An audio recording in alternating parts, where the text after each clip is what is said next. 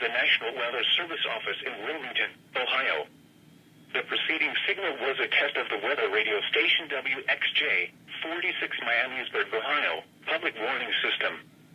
During potentially dangerous weather situations, specially built receivers can be automatically activated by the signal to warn of the impending hazard.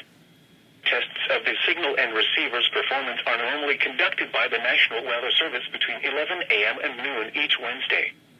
If there is a threat of severe weather, the test will be postponed to the next available good weather day. Reception of this broadcast, and especially the warning alarm tone, will vary at any given location.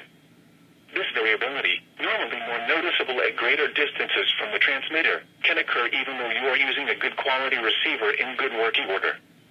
The warning alarm tone will be activated for hazardous watches and warnings for the following counties in Ohio: Butler, Champaign, Clark, Clinton, Dark, Greene, Logan, Miami, Montgomery, Preble, Shelby, and Warren. And in Indiana, Fayette, Union, and Wayne.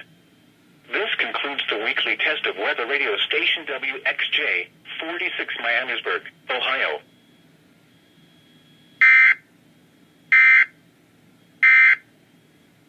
Now looking